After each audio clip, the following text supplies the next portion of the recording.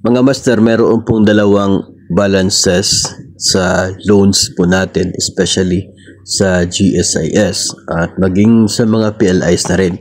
Ito pong tinatawag na ideal balance at ito pong outstanding balance. Madalas nakikita po ito kapag nagre-request tayo ng statement of account sa GSIS. Meron pong ideal balance na nakikita doon at outstanding. So ano ba yung kaibahan ng dalawang uri ng balances na ito? Uunahin po natin ito pong outstanding balance. Okay? Si outstanding balance, yun po yung principal balance ng inyo pong loan.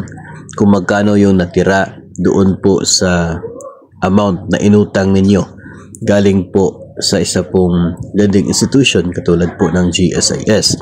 So, base po ito sa actual na naging payments doon sa loan.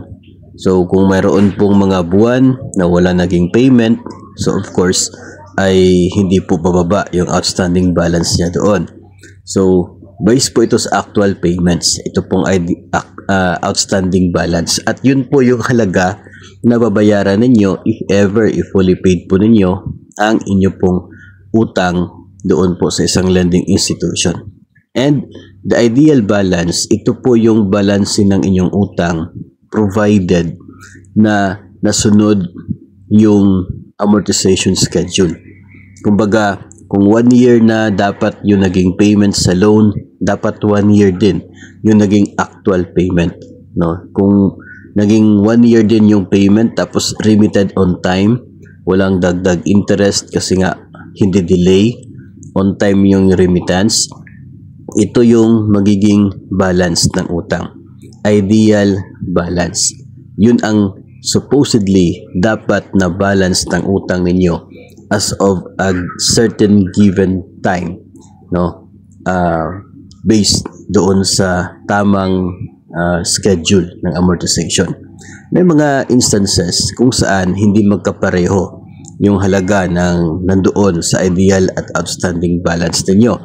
Nangyayari po yan, una, if ever po na mas mataas itong ideal compared sa outstanding, ibig sabihin, yung actual na balance ay mas mababa compared sa ideal. So it means na meron kang mga advance payments na ginawa. Dapat sa ideal balance, 50,000 pa yung balance sa utang, pero yung outstanding 40 na lang. So ibig sabihin, nag-advance payment ka sa loan mo. Yun ang maganda na senaryo. Kapag naman mas mababa ang ideal compared sa outstanding, ibig sabihin supposedly dapat ngayon 50,000 na lang yung utang mo, pero doon sa makikita mo yung outstanding balance ay 60,000 pa. So hindi nasunod yung tama na amortization schedule, o kaya ay nasunod man yung mga payments pero nagkaroon ng delays in the past, kaya hindi yung tamang principal payment ang naging actual payment. So, yun yung mga instances kung saan nagkakaroon ng arrears ang isa pong loan. No? Kasi nga, dapat sana 50k na lang, pero yung actual 60k pa.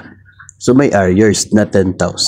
Arrears means kulang doon sa naging actual payment compared doon sa ideal sana na payment.